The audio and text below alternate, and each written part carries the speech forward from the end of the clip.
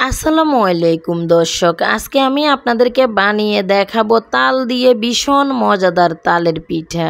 এই পিঠাটি অনেক বেশি নরম তুলতুলে আর খুবই মজাদার। তো আমি একটি পিঠা আপনাদেরকে একটু ভেঙে দেখাই। দেখুন এটা কতটা সফট, খেতেও কিন্তু মাশাআল্লাহ ভীষণ মজার।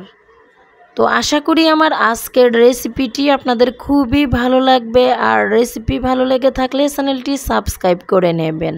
তাহলে দর্শক চলুন আজকের রেসিপিটি শুরু করা যাক। নিয়ে নিচ্ছি 2 কাপ চাউলের গুঁড়া আর 1 কাপ পরিমাণ আটা। তো এখানে কিন্তু ভেজা চাউলের গুঁড়াটা আমি ব্যবহার করেছি। দিয়ে দিলাম 1 চা চামচ পরিমাণ লবণ, আধা চা চামচ পরিমাণ বেকিং পাউডার। সাথে দিয়ে দিচ্ছি আমি এখানে আধা কাপ পরিমাণ চিনি। এখন এই সবগুলো উপকরণ খুব ভালো করে হাত দিয়ে এভাবে মিশিয়ে নিচ্ছি। এটা মেশানো হয়ে গিয়েছে। এখন আমি দিয়ে দিচ্ছি 1 কাপ পরিমাণ তাল। আর এই তালটা কিন্তু অনেক বেশি ঘন, তো এরকম ঘন তাল দিয়ে পিঠা বানিয়ে নিলে দেখতেও অনেক বেশি কালারফুল হয় আর খেতেও কিন্তু খুবই মজার হয়। এখন এটাকে আমি খুব ভালো করে মিশিয়ে নিচ্ছি। 1 কাপ তালের সাথে আমি আধা কাপ পরিমাণ তরল দুধ নিয়েছি। এটাকে আমি এভাবে অল্প অল্প করে মিশিয়ে নিচ্ছি। তো এটাকে হাত দিয়ে এভাবে খুব ভালো করে কষলে নিতে হবে, এতে করে পিঠাগুলো অনেক বেশি ফুলকো হবে। আপনারা চাইলে দুধের বদলে পানি দিতে পারেন, তবে দুধ দিলে খেতে বেশি মজা হয় পিঠাগুলো। সাথে আমি দিয়ে দিলাম এখানে আধা কাপ পরিমাণ নারিকেল কোড়া। এভাবে হাত দিয়ে এই খামিরটাকে আমি 8 মিনিটের মতো কষলে নিয়েছি। এখন এটাকে আমি ঢাকনা দিয়ে ঢেকে রেস্টে রেখে দেব আধ ঘন্টার জন্য।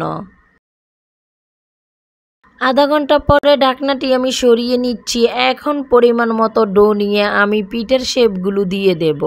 তো এটাকে কিন্তু এরকম একটু নরম রেখে পিঠাগুলো বানিয়ে নিতে হবে, তাহলে পিঠাগুলো অনেক বেশি নরম হবে। চুলার তেলটাকে আমি মিডিয়াম গরম করে নিয়েছি। এখন একটি একটি করে এই পিঠার শেপ আমি তেলের মধ্যে দিয়ে দিচ্ছি।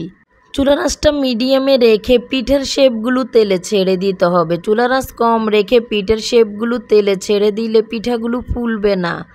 পিঠার ডোটি তৈরি করার সময় কিন্তু আটাটা অবশ্যই ব্যবহার করতে হবে, না হলে কিন্তু শুধুমাত্র চাউলের গুঁড়া দিয়ে পিঠাগুলো নরম হবে না।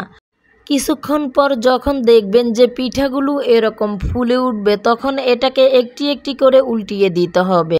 আর এই পর্যায়ে চুলার আঁচটা মিডিয়াম লোতে করে দিতে হবে, না হলে পিঠাগুলো উপর থেকে এরকম লালচে কালার হয়ে আসবে আর ভিতরে কিন্তু কাঁচা থেকে যাবে।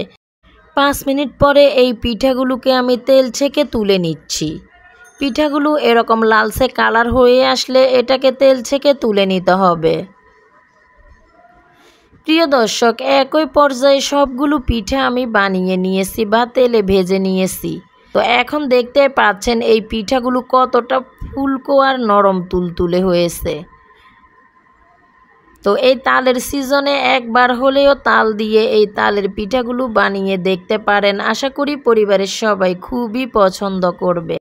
আজকের মতো এখানেই বিদায় নিচ্ছি। আল্লাহ হাফেজ।